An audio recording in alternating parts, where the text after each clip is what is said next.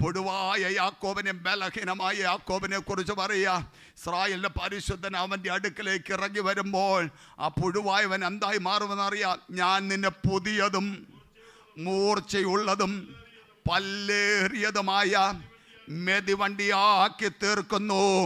നീ പർവ്വതങ്ങളെ മെതിച്ച് പൊടിക്കുകയും കുന്നുകളെ പതിർ പോലെ ആക്കുകയും ചെയ്യും. ഇന്ന് പകൽവേള എൻ്റെ ദൈവം, ഈ പരിശുദ്ധൻ നിന്നെ ശക്തീകരിക്കുന്ന ദൈവമാ.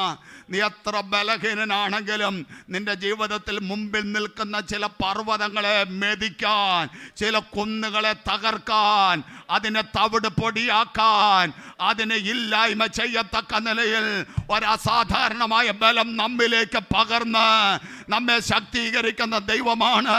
നിന്റെ മുമ്പിൽ വലിയ തടസ്സങ്ങൾ, അല്ലെങ്കിൽ പർവ്വത സമാനമായ തടസ്സങ്ങൾ നിൽക്കുമ്പോൾ, കുന്നിന് സമാനമായ വിഷയങ്ങൾ മുമ്പിൽ നിൽക്കുമ്പോൾ, നീ അത് കണ്ട് ബലഹീനനാണല്ലോ, ഞാൻ ഇതിനെ എങ്ങനെ തകർക്കാൻ കഴിയുമെന്ന് നീ ഭാരപ്പെടുന്നെങ്കിൽ പരിശുദ്ധാത്മാവ് ഇന്ന് പകൽവേള നമ്മോട് ദൂത് പറയുക.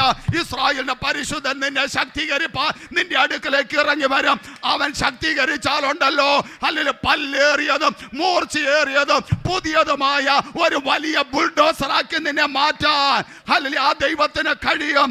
ആ ദൈവം നിന്നെ ശക്തീകരിക്കുമ്പോൾ നിന്റെ മുമ്പിലുള്ള പർവ്വതങ്ങൾ വഴിമാറും.